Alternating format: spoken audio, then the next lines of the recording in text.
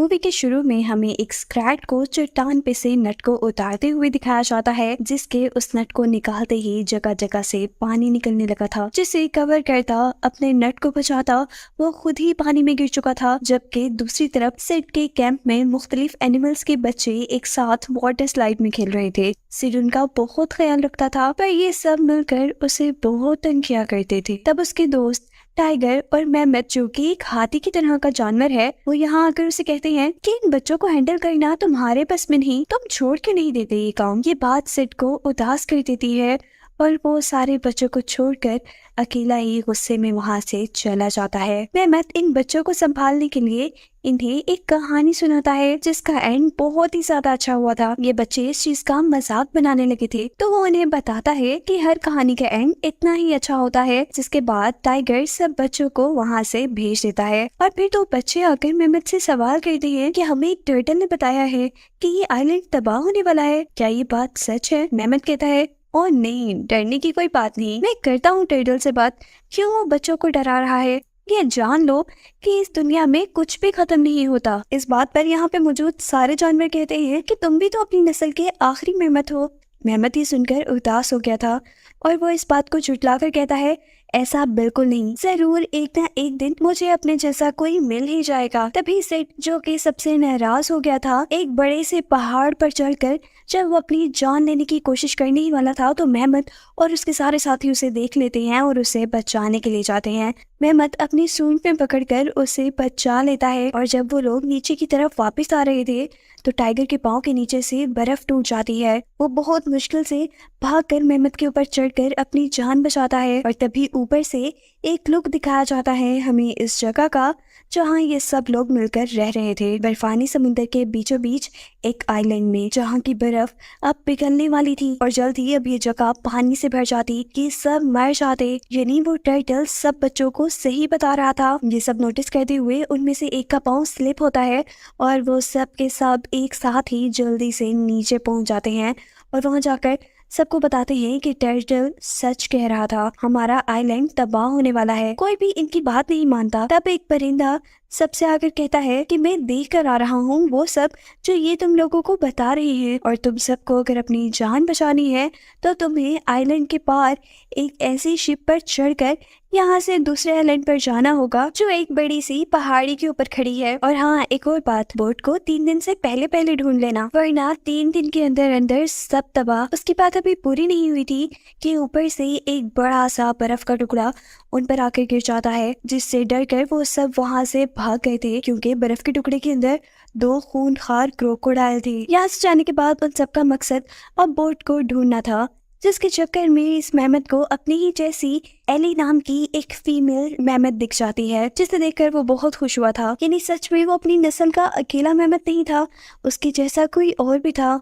उसे खुशी थी कि लोग अब उसे इस बात पर तंग नहीं किया करेंगे कि उसकी नस्ल खत्म हो गई है। पर एली तो छोटे छोटे पोसम नाम के जानवरों जैसी हरकतें कर रही है, क्योंकि उसकी सारी फैमिली के खत्म होने के बाद वो बचपन से ही पोसम्स के साथ रह रही थी और अपने आप को भी पोसम ही समझती थी। तब मेमथ एली को एहसास दिलाता है कि तुम एक पोसम नहीं हो, मेमथ हो, और ऐसी हरकतें करना बंद करो, जैसे मैं कर रहा हूँ वैसे करो। मेमथ ने अब एली के साथ साथ उसके दोनों पोसम भाइयों को भी अपने ग्रुप में शामिल कर लिया था। वो लोग अब आगे बढ़ते हैं तो पानी के अंदर से होते हुए उनके पाँव के नीचे की बर्फ मेल्ट हो जाती है, जिससे टाइगर और सिड खतरे में आ गए थे, क्योंकि सिड पानी में गिर चुका था। टाइगर उसे बचाना तो चाहता था, पर वो बचा नहीं पाता क्योंकि वो खुद पानी से डरता है। इसी सब में उनका सामना हो जाता है खतरनाक और खूंखार क्रोकोडाइल से, जिन्हें हमने पहले भी देखा था। इस वक्त ये मेमथ पर हमला करने ही वाले थे, जो बहुत ही बहादुरी से उनका सामना करते हुए अपने बड़े बड़े दांतों से उनको उठाकर दूर फेंकता है। और फिर वो एली को देखता है।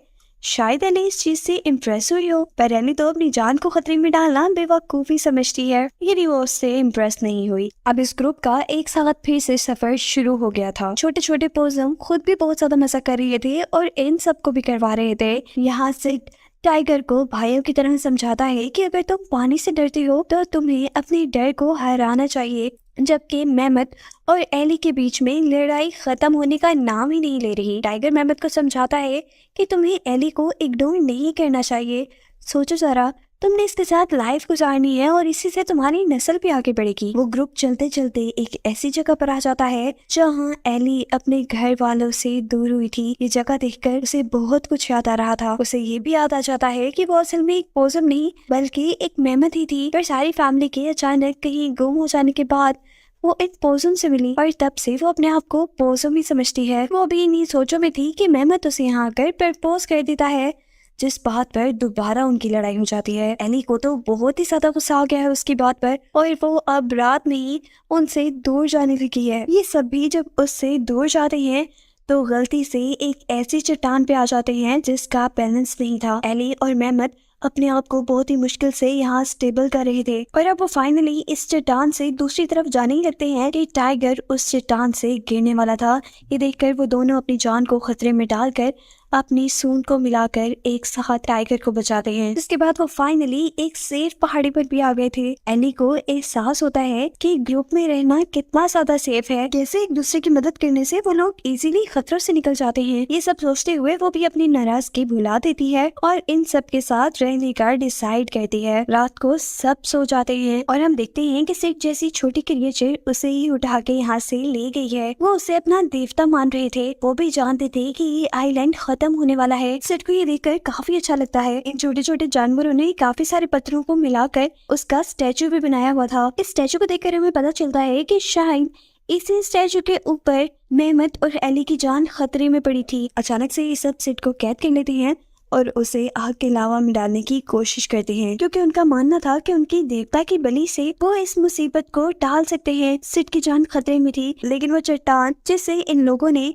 सिड का बुत बनाया हुआ था वही सिड की जान बचा लेती है।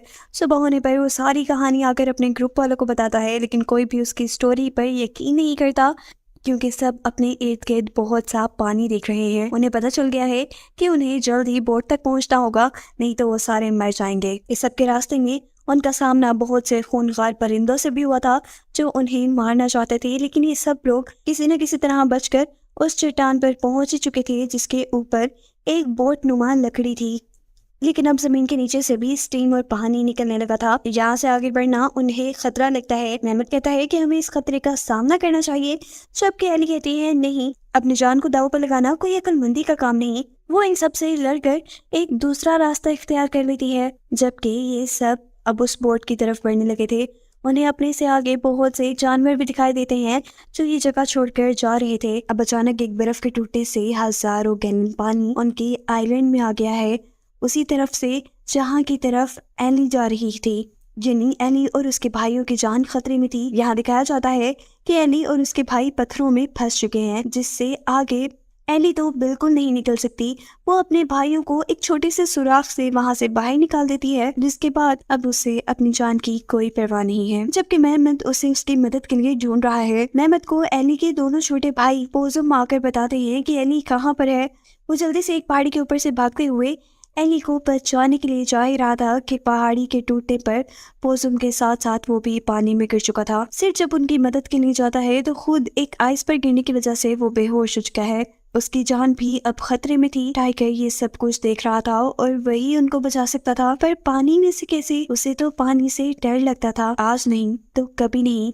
ये सोचकर वो अपने डर का सामना करके सिड और दोनों पोसम भाइयों को बचाने के लिए पानी में जंप कर देता है और फाइनली उन्हें बचाकर पानी से बाहर ले आता है। दिखाया जाता है पानी के अंदर मेहमत पत्थरों को हटाने की कोशिश में है ताकि एली को बाहर निकाला जा सके, लेकिन यहाँ खतरनाक और खूंखार क्रोकोडाइल्स ने उस पर हमला कर दिया था। इससे पहले कि वो क्रोकोडाइल उसे मार देते, ये मेहमत उनसे दूर होकर एक पत्थर के सामने खड़ा हो जाता है।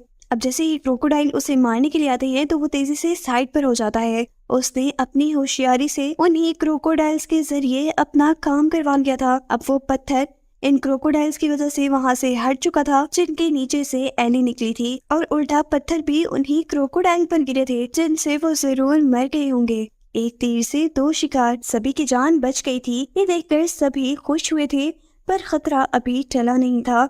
इस जगह से निकलना बाकी था जिसके लिए उन्हें बोट हासिल करनी थी, पर कैसे? अभी वो यही सोच रहे थे कि तभी हमें दोबारा स्क्रैट को दिखाया जाता है जो मूवी के शुरू से ही एक नट के पीछे पड़ी हुई है जो बार बार उससे दूर हो जाता है। वो उस नट को तोड़ने के लिए उसे बर्फ की चट्टान के ऊपर मारता है। नट तो नहीं टूटता पर चट्टान टूट जाती है, जिससे एक अच्छा काम ये हुआ था कि उनके आइलैंड का सारा पानी अब दरिया में चला गया था। फाइनली उनके ग्रुप के साथ साथ इस आइलैंड के सभी लोगों की जान बच चुकी थी और ऐसे वो सभी खुश हो गए थे। उन्हें अब यहाँ पर बहुत सारे मेहमत भी दिखाई देते हैं, जिसे देखकर वो लोग ये जान चुके थे कि उनके ग्रुप में रहने वाला वो मेहमत अकेला मेहमत नहीं है। एली जब अपनी ही तरह के सारे मेहमत के साथ चली जाती है तो इस मेहमत को भी सारे कहते हैं कि तुम एली के बगैर खुश नहीं रह सकोगे, तुम भी उसके साथ चले जाओ। मेहमत जो कि अब एली को पसंद करने लगा था, वो भी एली को नहीं छोड़ना चाहता था।